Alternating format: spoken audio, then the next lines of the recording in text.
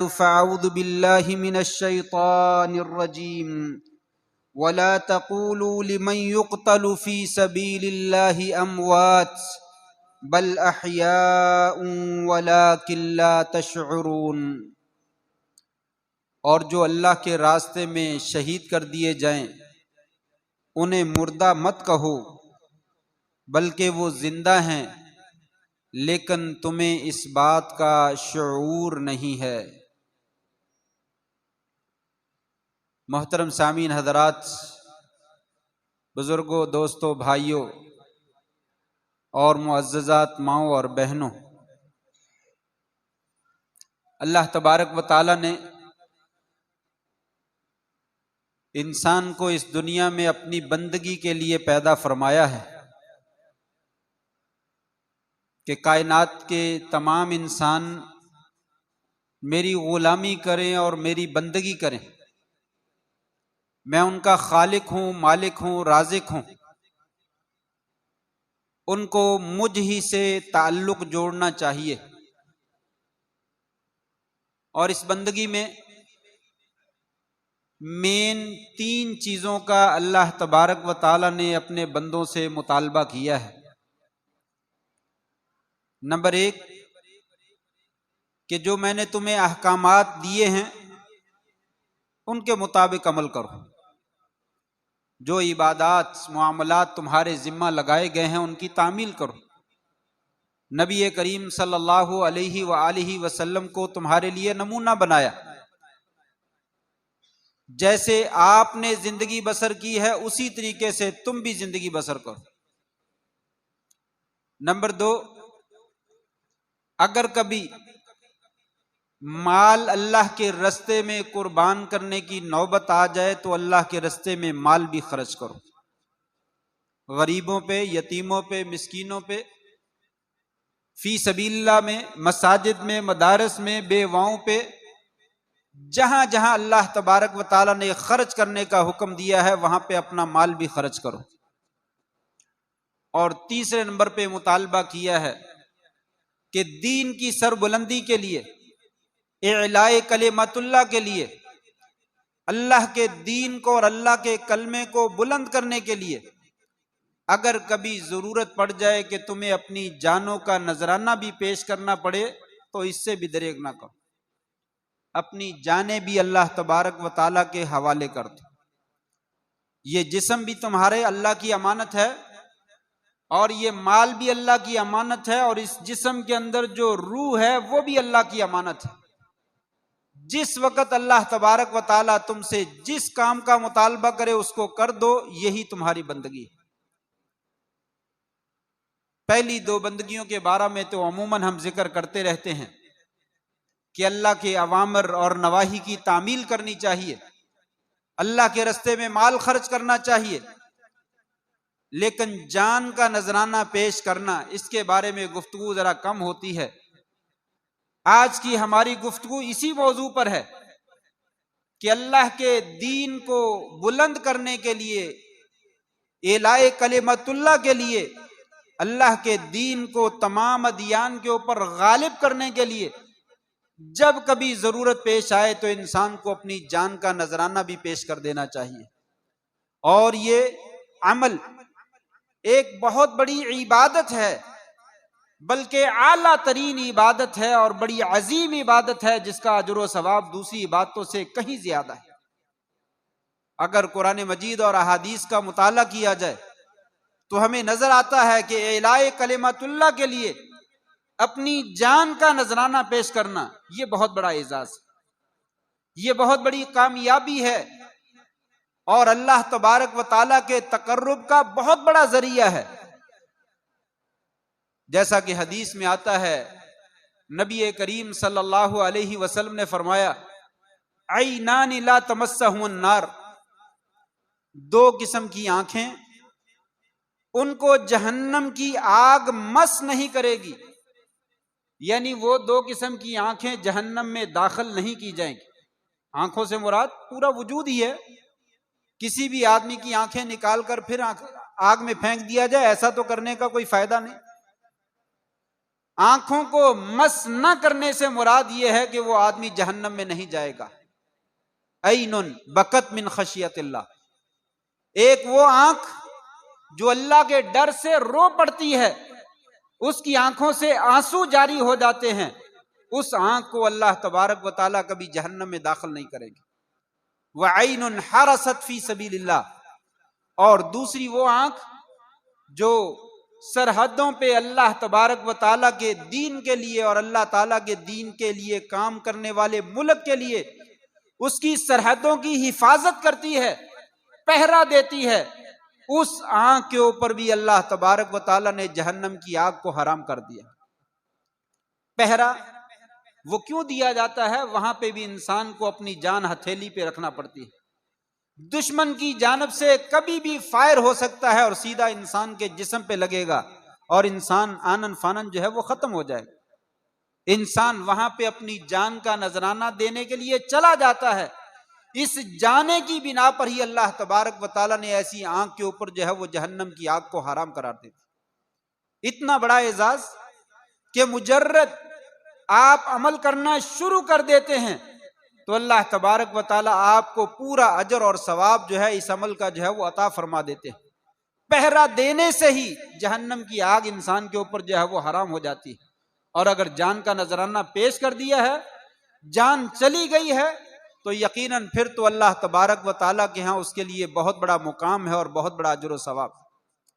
Number 2، ایسے لوگ جو اپنی جان بھی اللہ کے رستے میں پیش کرنے سے دریغ نہیں کرتے ہیں، ایسے لوگوں کو اللہ تبارک و تعالیٰ نے کائنات کے عظیم ترین افراد میں شمار کیا. ایسے لوگوں کو ایسا اونچا مقام عطا کیا جو کسی دوسرے کے حصے میں نہیں آیا.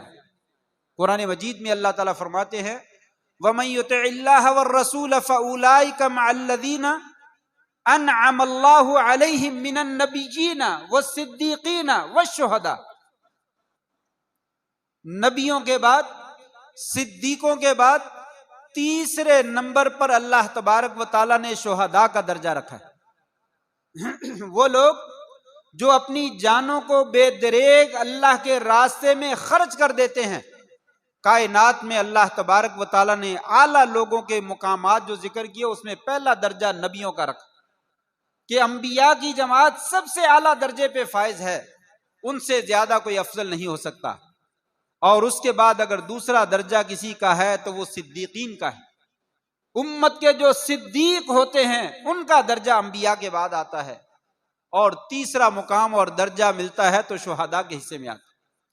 فرمایا کائنات میں جتنے بھی نیک لوگ ہیں، کسی بھی قسم کا نیک عمل کرنے والے، نمازیں پڑھنے والے، روزے رکھنے والے، زکاتیں دینے والے، حج کرنے والے، تقوی اور پرہیزگاری اختیار کرنے والے، ایسے لوگوں کو اللہ تبارک و تعالیٰ قیامت کے دن جنت میں ساتھ عطا فرمائیں گے، نبیوں کا، صدیقوں کا اور شہداء کا.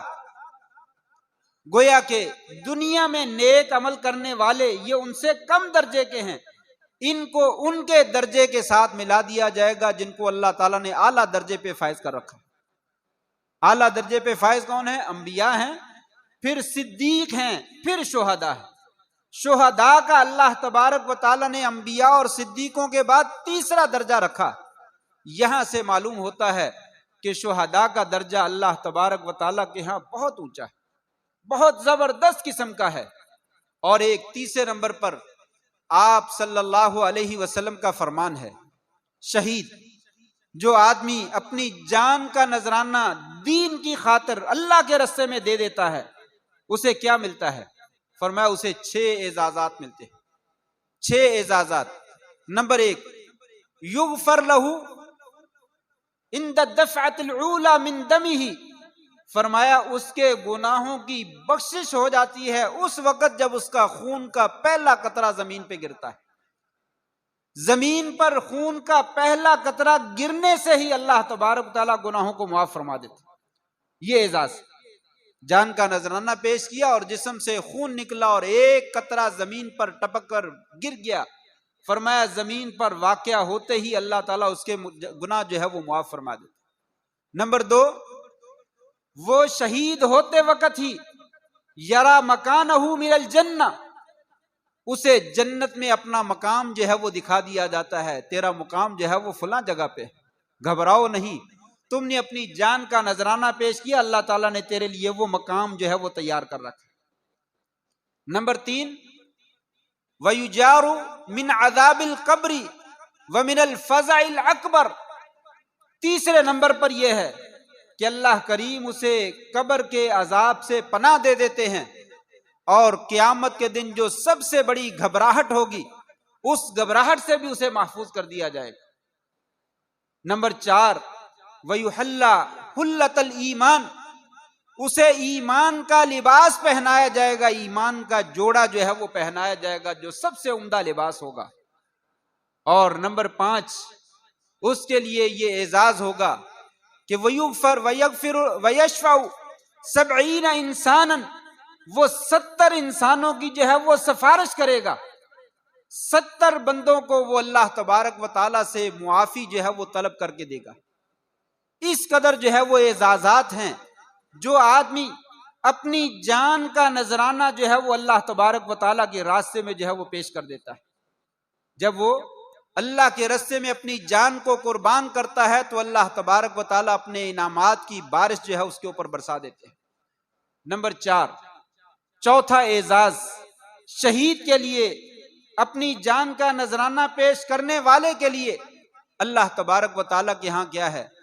فرمایا یہ خون دیکھنے میں تو خون ہے، جس سے عموماً بسا اوقات سمیل آتی ہے، انسان اس کو دیکھنا بھی بسا اوقات گوارا نہیں کرتا ہے، اور اللہ کے نبی صلی اللہ علیہ وسلم جو ہے وہ فرماتے ہیں والذی نفسی بیدہ لا یقلم احد فی سبیل اللہ، قسم ہے مجھے اس ذات کی جس کے ہاتھ میں میری جان ہے، کسی بندے کو اللہ کے راستے میں زخمی نہیں کیا جاتا الا جاء یوم القیامہ، مگر وہ قیامت کے دن آئے گا، لونہ کلون الدم، اس کے جسم سے نکلنے والا رنگ جو ہے وہ خون کا رنگ ہوگا، اس کا رنگ بالکل خون جیسا ہی ہوگا، وہ خونی نظر آئے گا، ولیکن ریحہ کریح المسک، لیکن اس کے اندر سے خوشبو جو ہے وہ کستوری کی خوشبو آئے گی، خون کی بو جو ہے وہ نہیں آئے گی۔ یہ شہید آدمی کے لیے اللہ تبارک و تعالیٰ جو ہے وہ اعزاز فرماتے ہیں کہ انسان کا خون نکلے گا اور قیامت کے دن وہ خون سمیت اللہ کے دربار میں پیش ہوگا، اور رنگ بھی خون کا نظر آئے گا، لیکن وہاں سے خون کی سمیل نہیں آئے گی، اللہ تبارک و تعالیٰ اس خون کے اندر کستوری کی خوشبو کو پیدا فرما دیں گے، اور اس کے خون سے کستوری کی خوشبو جو ہے وہ آئے گی۔ 5ویں نمبر پر اس کے لیے اعزاز یہ ہے، اللہ کریم نے قرآن مجید کے اندر ایسے لوگوں کو فرمایا تم نے میرے ساتھ سودا کر لیا ہے اور تمہارا سودا بڑا ہی نفع بخش ہے، تم نے پرافٹ حاصل کر لیا، تمہیں خسارے کا کوئی امکان نہیں ہے۔ ان اللہ اشترى من المؤمنین انفسهم واموالهم بان لهم الجنہ یقاتلون فی سبیل اللہ فیقتلون ویقتلون وعدا علیہ حقا فی التوراة والانجیل والقرآن، اللہ تبارک و تعالی نے مومنوں سے ان کی جانوں کے بدلے میں اور مالوں کے بدلے میں جنت کا سودا کر لی، ان سے ان کی جانوں کو خرید لیا، ان کے مالوں کو خرید لیا، اور اس کے عوض جو ہے ان کو جنت کا سرٹیفکیٹ جو ہے وہ عطا کر دیا ہے۔ وہ کیا ہے؟ یقاتلون فی سبیل اللہ، یہ اللہ کے راستے میں جا کر لڑتے ہیں، فیقتلون ویقتلون، دشمن کو مارتے ہیں اور اللہ کے راستے میں اپنی جان کو بھی قربان کر دیتے ہیں، وعدا علیہ حقا فی التوراة والانجیل والقرآن، لوگو یہ اللہ کی جانب سے وعدہ ہے، تورات میں بھی، انجیل میں بھی اور قرآن مجید میں بھی۔ اللہ کریم نہ بھی ذکر کرے تو اس کی بات سچی ہے، لیکن فرمایا ہم نے تمام کتابوں میں یہ وعدہ کر رکھا ہے کہ جو لوگ اپنی جان کا نذرانہ ہمارے راستے میں لڑتے ہوئے پیش کرتے ہیں، ہم نے ان کی جانوں کے بدلے میں انہیں جنت کا سرٹیفکیٹ جو ہے وہ عطا کر دیا ہے۔ اللہ سے بڑھ کر جو ہے وہ کوئی بھی اپنے وعدے کو پورا کرنے والا نہیں، اللہ یقیناً اپنے وعدے کو سچا اور پورا جو ہے وہ کر کے دکھائیں گے۔ نمبر 6، چھٹا اعزاز، ایک عورت نبی کریم صلی اللہ علیہ وسلم کے پاس آتی ہے، ام حارثہ رضی اللہ تعالیٰ عنہ ان کا نام ہے، کہتی ہیں یا رسول اللہ میرا بیٹا حارثہ جنگ بدر میں شہید ہو گیا، اے اللہ کے رسول مجھے بتلائیے کیا وہ جنت میں گیا ہے تو میں صبر کروں، اور اگر کہیں اور گیا ہے تو میں اس کے لیے رونے کا اہتمام کروں کہ بچہ بھی چلا گیا اور جنت میں بھی جا نہ سکا، میں اس کے اوپر خوب دل بھر کر رہوں۔ آپ صلی اللہ علیہ وسلم نے فرمایا بی بی وہ تیرا بیٹا جو ہے وہ جنت میں نہیں ہے، انہا ہی الجنان، وہ تو جنتوں میں ہے، ایک جنت نہیں ہے، وہ تو کئی جنتیں ہیں، اور اللہ تبارک و تعالیٰ نے اسے جنت الفردوس جو ہے جو سب سے اعلیٰ مقام ہے جنت کا وہ عطا فرمایا۔ اللہ کے راستے میں شہید ہونے والے کے لیے اعزاز دیکھیے کیا ہے، فرمایا وہ ایک جنت نہیں ہے، وہ تو اللہ تعالیٰ نے کئی جنتیں بنا رکھی ہیں ایک جنت کے اندر، مین ایک جنت ہے لیکن اس ایک جنت کے اندر کئی جنتیں ہیں، کئی باغات ہیں، کئی بہشت ہیں، اور سب سے اونچی بہشت اور سب سے اونچی جنت جو ہے وہ فردوس ہے، اور اللہ تبارک و تعالیٰ نے فردوس اعلیٰ کے اندر تیرے بیٹے کو جو ہے وہ مقام عطا فرمایا ہے۔ کیوں؟ اس لیے کہ اس نے اپنی جان کو بھی اللہ کے راستے میں جو ہے وہ قربان کر دیا۔ ساتواں اعزاز یہ ہے کہ اللہ تبارک و تعالیٰ نے اپنے راستے میں جان کا نذرانہ پیش کرنے والے کے لیے جو فرمایا ہے، اتنا بڑا اعزاز۔ نبی کریم صلی اللہ علیہ وسلم نبیوں کے سردار ہیں، خاتم النبیین ہیں، امام الانبیاء ہیں، سید الکونین ہیں، ساری کائنات کے سردار ہیں، اتنے بڑے اعزازات کے باوجود آپ صلی اللہ علیہ وسلم نے دنیا میں کون سی نیکی ہے جو نہیں کی ہے، اور اللہ کا کون سا حکم ہے جس کی آپ نے تعمیل نہیں کی ہے؟ آپ اللہ کے محبوب ہیں، خلیل اللہ ہیں، حبیب اللہ ہیں، کائنات میں سب سے زیادہ محبوب ہیں، سب سے اونچی اور سب سے عظیم ہستی آپ کو بنایا ہے، لیکن قربان جائیے آپ صلی اللہ علیہ وسلم خواہش کا اظہار کرتے ہیں تو کیا اظہار کرتے ہیں؟ خواہش کا اظہار کرتے ہیں تو فرماتے ہیں کہ میرا جی چاہتا ہے والذی نفسی بیدہ لوددت ان اقتل فی سبیل اللہ، مجھے اس ذات کی قسم ہے جس کے ہاتھ میں میری جان ہے، میرا جی چاہتا ہے میں اللہ کے راستے میں شہید کر دیا جاؤں، میرا جی چاہتا ہے میں اللہ کے راستے میں شہید کر دیا جاؤں، پھر یہیں پہ بس نہیں، ثم احیا ثم اقتل، پھر مجھے زندہ کیا جائے اور پھر مجھے شہید کیا جائے، ثم احیا ثم اقتل، پھر مجھے دوبارہ زندہ کیا جائے پھر میں شہید کر دیا جاؤں، ثم احیا ثم اقتل، پھر تیسری مرتبہ مجھے دوبارہ زندہ کیا جائے پھر میں اللہ کے راستے میں شہید۔ اتنا بڑا اعزاز آپ صلی اللہ علیہ وسلم کو اللہ نے تمام مراتب عطا کر دیے، تمام خوبیاں عطا کر دی، تمام اعزازات دے دیے، اور اتنے بڑے اعزازات عطا فرمائے کائنات میں کسی دوسرے انسان کے حصے میں نہیں آئے۔ لیکن جب آپ دیکھتے ہیں کہ شہادت کا رتبہ اتنا زیادہ عظیم ہے تو آپ دعا فرماتے ہیں کہ میرا تو جی چاہتا ہے کہ اللہ کے راستے میں 3 یا 4 مرتبہ مجھے زندہ کیا جائے اور مجھے شہادت کا رتبہ مل جائے، اس سے بڑی میری کوئی اور خواہش جو ہے وہ دوسری نہیں ہے۔ یہ اتنا بڑا اعزاز ہے، اور اس سے بڑا اعزاز ایک اور ہے، اللہ تبارک و تعالیٰ نے شہید کو جو ہے وہ عطا کر رکھا ہے۔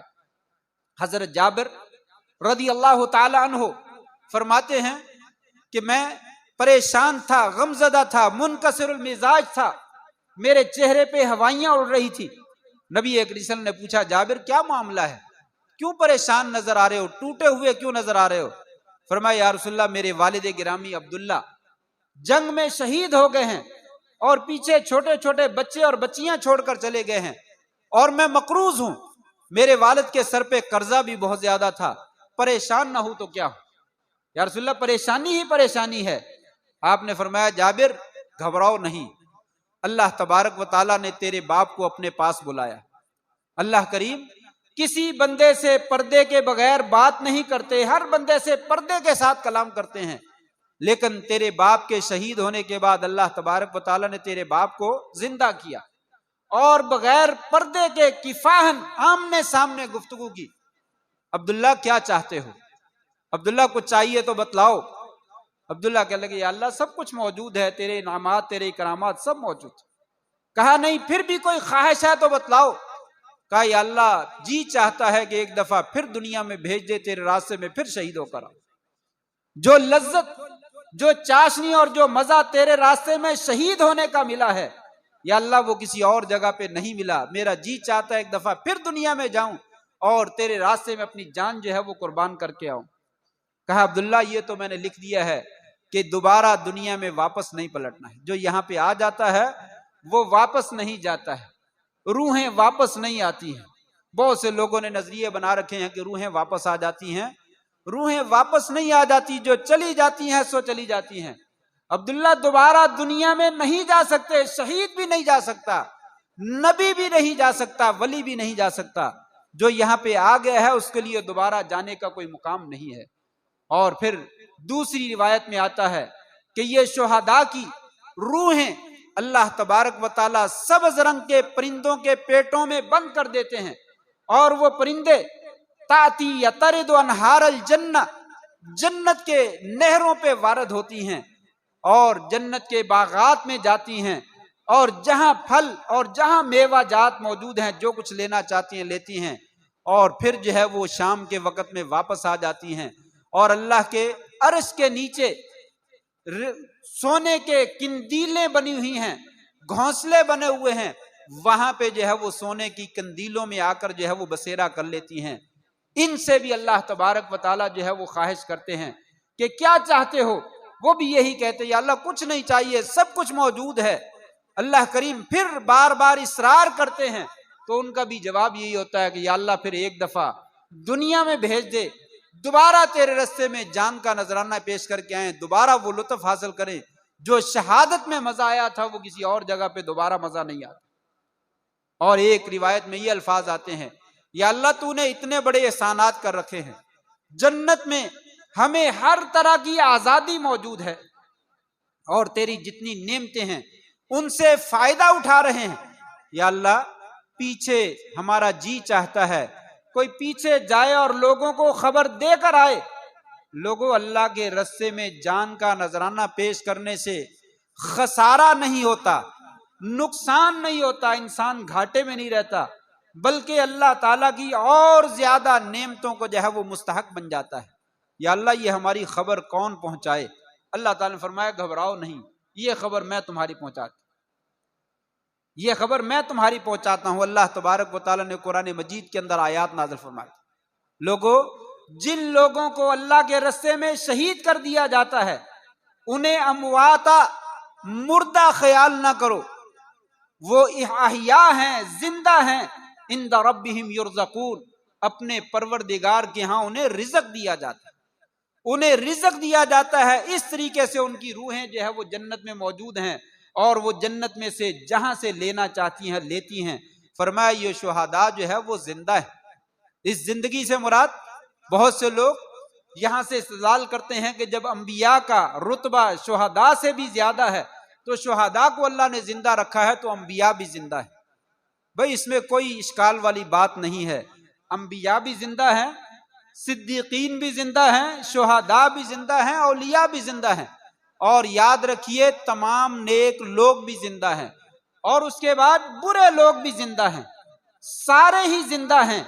لیکن اعزاز عطا فرمایا ہے شہداء کو کہ شہداء زندہ ہیں, باقی لوگوں کا نام نہیں لیا. اس کا مطلب یہ ہے کہ جو زندگی شہداء کو اللہ نے عطا کر رکھی ہے وہ کسی دوسرے کو نہیں ملی, زندہ سبھی ہیں. اور یاد رہے دنیا کی زندگی میں کوئی بھی زندہ نہیں, دنیا کی زندگی میں کوئی بھی زندہ نہیں. دنیا میں جو انسان آیا وہ فوت ہو کر چلا جاتا ہے اور دنیا کی زندگی اس کی ختم ہو جاتی ہے. اس کے بعد عالم برزخ کی زندگی شروع ہو جاتی ہے. اسی لیے موت کو انتقال کہا جاتا ہے. ہم اعلان کرتے ہیں فلاں انتقال کر گیا. انتقال کا معنی منتقل ہو گیا, ایک جہان سے نکل کر دوسرے جہان میں چلا گیا. عالم برزخ مرنے کے بعد سے لے کر قیامت تک کی زندگی جو ہے اس کو عالم برزخ کہا جاتا ہے. یہ انتقال ہے, یہ وہاں کی زندگی ہے. وہاں میں زندگی کے مراتب ہیں. انبیاء کو بھی زندگی ملی ہے اور وہ سب سے اعلیٰ درجے کی ہے, اور اس کے بعد شہداء کی زندگی ہے, اس کے بعد عام لوگوں کی زندگی ہے, اور اس کے بعد برے لوگوں کی زندگی ہے. برے لوگوں کی زندگی انتہائی بری ہے, اس لیے اسے زندگی کہا ہی نہیں گیا, اس لیے اسے زندگی نہیں کہا گیا.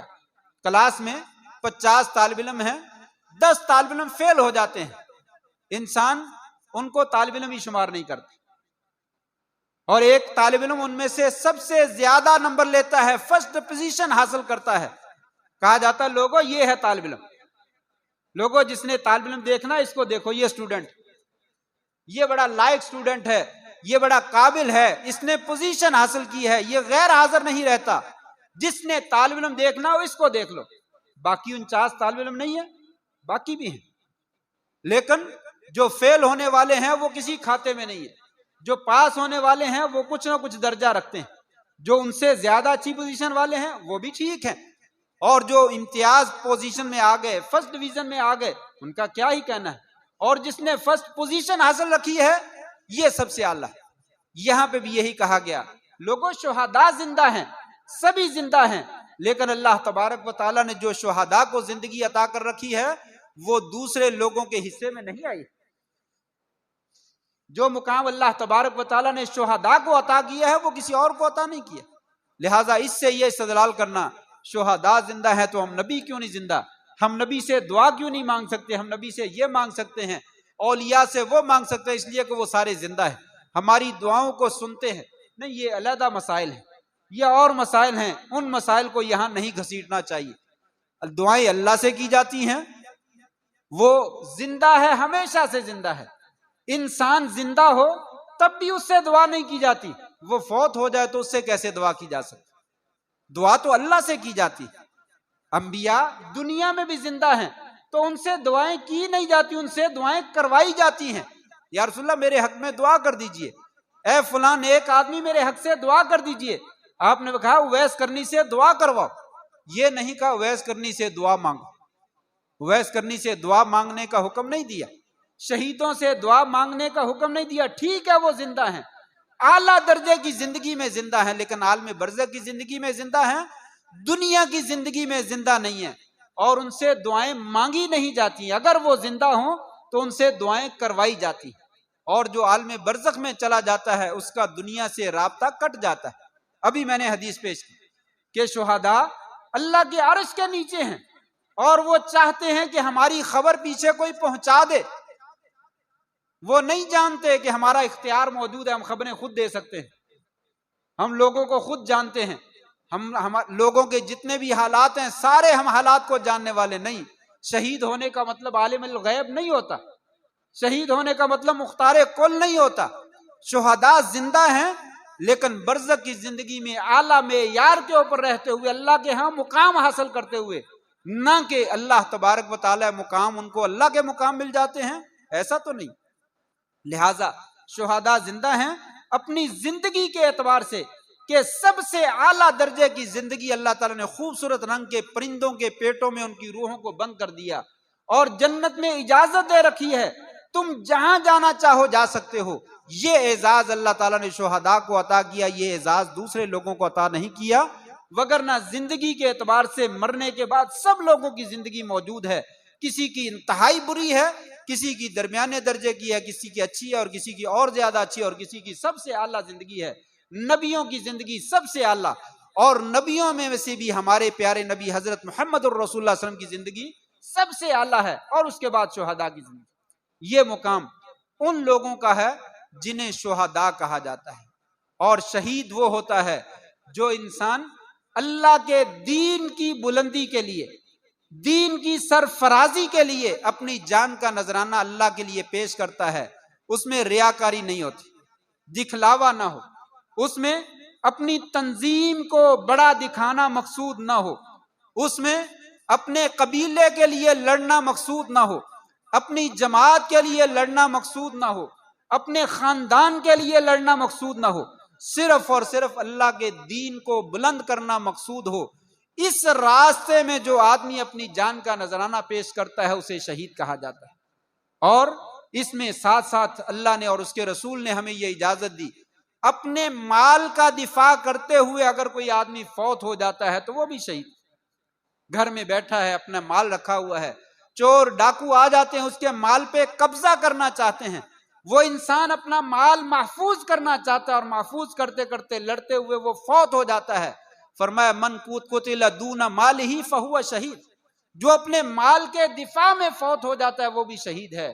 ومن قتل دون اہلہ فہو شہید، اپنے بیوی بچوں کا دفاع کرتے ہوئے فوت ہو جاتا ہے وہ بھی شہید ہے.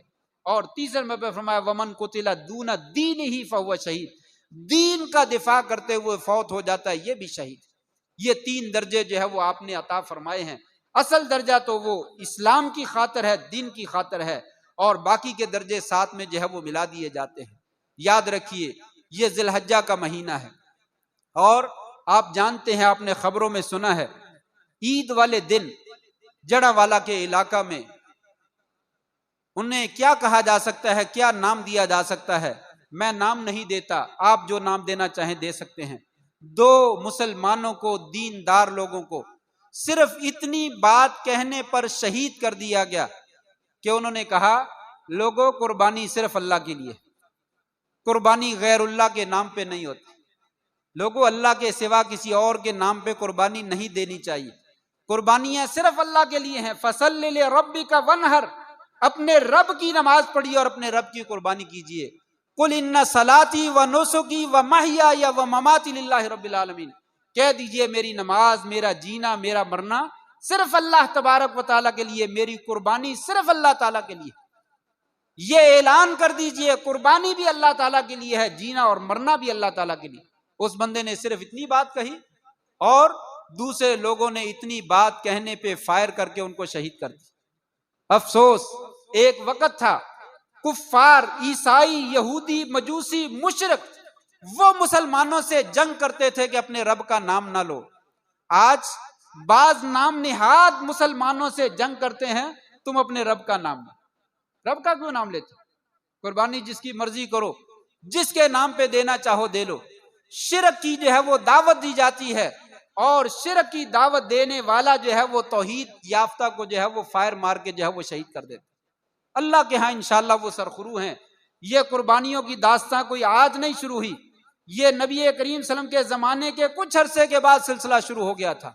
اور دشمنان دین نے، اعدائے دین نے معمولی باتوں پر جو ان کو سمجھ نہیں آتی تھی اس کے اوپر مسلمانوں کو شہید کرنا شروع کر دیا. یہ ذی الحجہ کا مہینہ یہ یاد دلاتا ہے. 18 ذی الحجہ خلیفہ ثالث حضرت عثمان ابن عفان رضی اللہ تعالیٰ عنہ، داماد رسول، نبی کریم صلی اللہ علیہ وسلم کی 2 بیٹیاں آپ کے گھر میں ہیں، اور کئی مرتبہ جنت کی بشارت آپ نے ان کو دی ہے. مسجد کی تعمیر میں حصہ لینے والے عثمان، اور جنگ کی میں مسلمانوں کے ساتھ سب سے زیادہ تعاون کرنے والے حضرت عثمان، اور مسجد نبوی کی توسیع کرنے والے حضرت عثمان، اور مدینہ میں میٹھے پانی کا کنواں خرید کر وقف کر دینے والے حضرت عثمان رضی اللہ تعالیٰ عنہ. گھر میں محصور کر دیا، کہا لوگو تم کو معلوم نہیں مدینہ میں میٹھے پانی کا کنواں نہیں تھا، میں نے خرید کے وقف کیا. آپ نے اعلان کیا تھا کہ کون ہے جو یہ میٹھے پانی کا کنواں خرید کر مسلمانوں کے لیے وقف کر دے، میں اس کو جنت کی ضمانت دیتا ہوں. لوگوں معلوم ہے آپ نے یہ فرمایا تھا. پھر کس نے وقف کیا؟ میں نے، عثمان نے یہ خرید کر وقف کیا. لوگوں یہ مسجد چھوٹی تھی، مسجد نبوی، آپ نے فرمایا تھا کون ہے جگہ خرید کر مسجد میں شامل کر دے، میں اسے جنت کی بشارت دیتا ہوں. میں نے خرید کر وقف کی. آج مجھے اسی مسجد میں نماز پڑھنے سے منع کر دیا، آج مجھے اسی کنویں کا پانی پینے سے منع کر دیا گیا. لوگوں مسلمانوں کے ساتھ سب سے زیادہ بہترین سلوک میں نے کیا، آج مجھے مسلمانوں کے ساتھ ملنے سے محروم کر دیا گیا. کیا وجہ ہے؟ کوئی وجہ، بس تم خلافت چھوڑ. آپ نے فرمایا تھا عثمان تجھے خلافت کی قمیض پہنائی جائے گی، لوگ اتارنے کی کوشش کریں گے، تم اتارنا نہیں. حضرت عثمان نے نہیں اتاری. ظالموں نے بغیر کسی وجہ کے حملہ کر کے حضرت عثمان رضی اللہ تعالیٰ کو شہید کر دیا. آج کسی کو مسلمان کو شہید کیا جاتا ہے تو یہ کوئی انوکھی بات نہیں ہے، یہ حضرت عثمان سے سلسلہ چلا آ رہا ہے. عمر فاروق رضی اللہ تعالیٰ کو اس سے پہلے مسجد نبوی میں نماز پڑھاتے ہوئے شہید کر دیا گیا، اور حضرت عثمان کے بعد تو پھر ایسا دروازہ کھلا کہ آج تک وہ بند ہونے کا نام نہیں لیتا، اور قیامت تک یہ بند نہیں ہوگا. یہ سلسلہ تو ہنوز جاری رہے گا. سعادت مند وہ ہیں جو اللہ کے راستے میں اپنی جانوں کا نذرانہ پیش کر دیتے ہیں. وہ ہمارا بھائی جس نے اللہ کی توحید کی خاطر اپنی جان کا نذرانہ پیش کیا، یقیناً وہ اللہ تعالیٰ کے دربار میں انشاءاللہ سرخرو ہے. کامیاب ہے، اس کی دنیا بھی سنور گئی اور اس کی آخرت بھی سنور گئی۔